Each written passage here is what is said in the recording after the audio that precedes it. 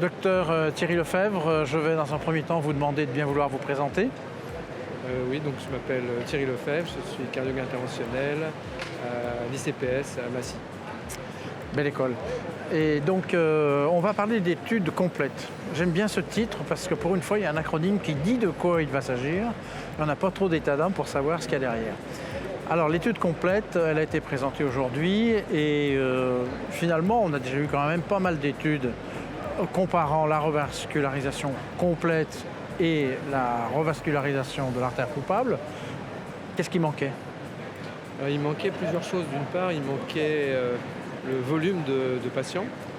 Les 4 études précédentes qui étaient toutes positives en faveur de la revascularisation complète étaient sous-dimensionnées.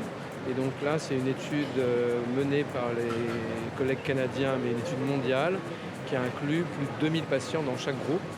Donc qui randomisait une revascularisation complète, pas forcément dans la même session ni dans la même hospitalisation, versus une revascularisation de la lésion coupable uniquement. Et l'étude a trouvé finalement les mêmes résultats que les 4 études précédentes, à savoir une réduction très significative composite endpoint, enfin de critères primaires composite, décès et infarctus, et du deuxième critère composite qui était décès, infarctus, revascularisation. Quand vous dites revasculariser dans un délai qui n'était pas tout dans la même séance, il y avait un délai précis, limite à ne pas dépasser? Alors c'était a priori autour de 3 semaines maximum. Voilà. Et donc ils ont d'ailleurs regardé la différence entre les revascularisations complètes dans la même hospitalisation versus revascularisation complète à 3 semaines. Et il n'y a pas de différence. On trouve exactement les mêmes résultats. Les résultats, parlons-en. Alors, qu'est-ce qu'il y a à dire encore sur ces résultats? Alors, ce qui est intéressant, c'est que comme toutes les 4 autres études, il n'y a pas de différence sur la mortalité. Et là, malgré un nombre très important de patients, on n'a pas non plus de différence sur la mortalité. Donc, ce qui tire la revascularisation complète vers le haut, c'est les réinfarctus, enfin les infarctus plus exactement, pas les réinfarctus, et les réinterventions.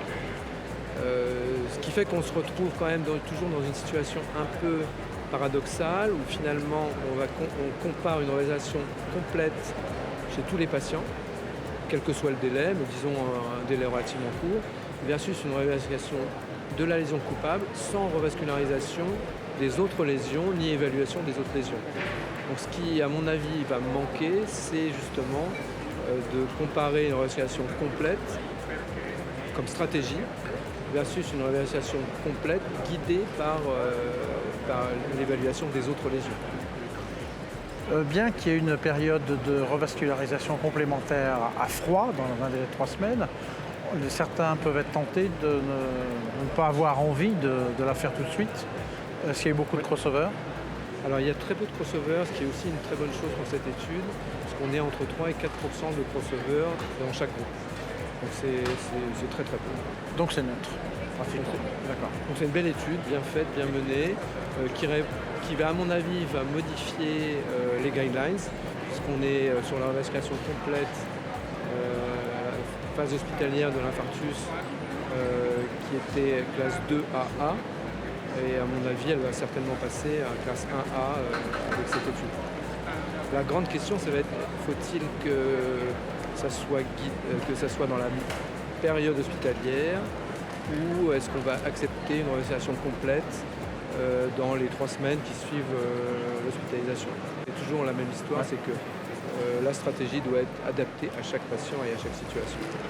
Est-ce que les conditions de l'étude ont permis de faire la différence justement entre les patients qui étaient revascularisés par angioplastie et d'autres par chirurgie?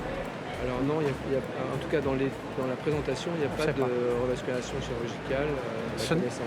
Ce n'est que de l'angioplastie. Oui.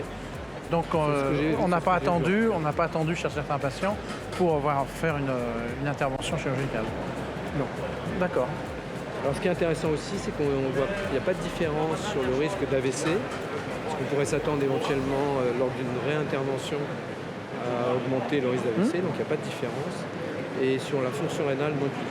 Donc il y a une différence numérique mais non significative sur plus de 2000 patients dans chaque groupe. C'est intéressant. Si là, je vous propose de faire une étude du même genre, complémentaire de celle-ci, qu'est-ce que vous proposeriez? L'idéal sera d'avoir une étude avec un grand nombre de patients, avec 3 stratégies qui est une réalisation complète dans la phase hospitalière versus révélation de la lésion coupable suivie de révélation complémentaire dans les semaines qui suivent versus révélation complémentaire à distance guidée par l'évaluation des lésions non traitées. FFR? FFR ou autre utilisation d'ischémie, tête, IRM. Je crois qu'on a fait le tour de la question, au moins sur les données dont on dispose là pour l'instant.